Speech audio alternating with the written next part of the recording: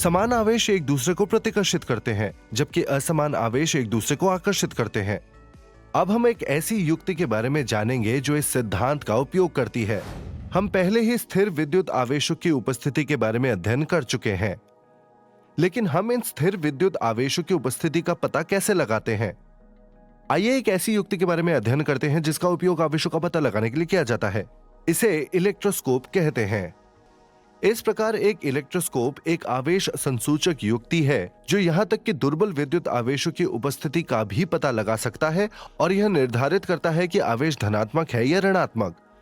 Electroscope मुख्य रूप से दो प्रकार के होते हैं, पिथ बॉल इलेक्ट्रोस्कोप और गोल्ड लीफ इलेक्ट्रोस्कोप। सबसे पहले आइए हम पिथ बॉल इलेक्ट्रोस्कोप के बारे में जानते हैं। इस इलेक्ट्रोस्कोप में एक छोटी सी पिथ बॉल होती है जिसे स्टैंड से लटकाया जाता है रेशम के धागे की सहायता से।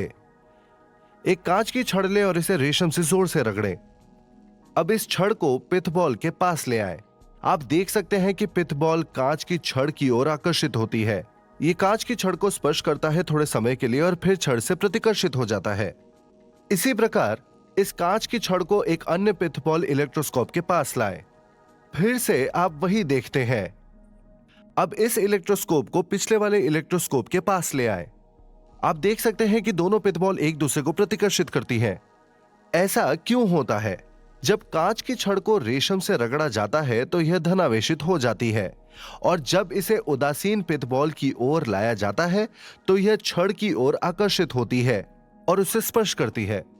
लेकिन जब छड़ के संपर्क में रहती है, पिथ बॉल भी एक धनावेश प्राप्त कर लेती है। क्योंकि समान आवेश एक दूसरे को प्रतिकर्षित करते हैं, धनावेशित पिथ बॉल इस छड़ से प्रतिकर्षित हो जाती है और अलग हो जाती है। इसी प्रकार जब दूसरी पिथ बॉल को धनावेशित कांच की छड़ द्वारा स्पर्श कराया जाता है तो पिथ बॉल भी धनावेशित हो जाती है, और जब दोनों धनावेशित पिथ बॉल को एक दूसरे के पास लाया जाता है तो वे प्रतिकर्षित होते हैं। इसके बाद एक पर्सपेक्स या वल्केनाइट छड़ ले और इसे फर के साथ जोर से रगड़े। ऐसा करने पर छड़ ऋणावेशित हो जाती है, और जब इस ऋणावेशित छड़ को किसी अन्य उदासीन पिथ बॉल से स्पर्श कराया जाता है तो पिथ बॉल ऋणावेश प्राप्त कर लेती है। अब मूल पिथ बॉल में से किसी एक बॉल को इस पिथ बॉल इलेक्ट्रोस्कोप के पास लाएं। क्योंकि दोनों पिथ बॉल विपरीत आवेशित है, आप देख सकते हैं कि दोनों पिथ बॉल एक दूसरे की ओर आकर्षित होती है। इसलिए हमने देखा कि इलेक्ट्रोस्कोप को कैसे आवेशित किया जा सकता है। अब आइए देखते हैं कि हम किसी पिंड के आवेश की प्रकृति का निर्धारण कैसे कर सकते हैं इस इलेक्ट्रोस्कोप की सहायता से। यदि एक आवेशित पिंड को इस धनावेशित इलेक्ट्रोस्कोप के पास लाया जाता है और यदि पिथ बॉल पिंड से दूर जाता है, तब पिंड को धनावेशित पिंड के रूप में पहचाना जा सकता है, क्योंकि हम जानते हैं कि समान आवेश हमेशा एक दूसरे को प्रतिकर्षित करते हैं।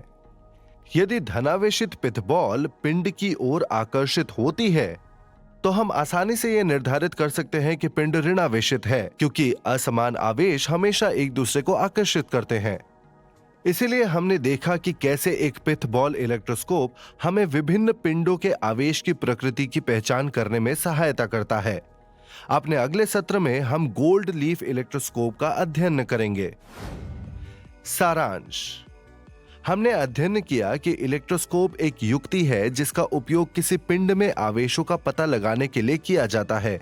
इलेक्ट्रोस्कोप दो प्रकार के होते हैं, पिथ बॉल इलेक्ट्रोस्कोप और गोल्ड लीफ इलेक्ट्रोस्कोप। एक धनावेशित पिथ बॉल एक अन्य धनावेशित पिंड को प्रतिकर्षित करता है, जबकि यह एक ऋणावेशित पिंड को आकर्षित करेगा। गोल्ड लीफ इलेक्ट्रोस्कोप प्रेरण के साथ साथ चालन की घटना का भी उपयोग करता है। यह पता लगाने के लिए हमारे साथ बने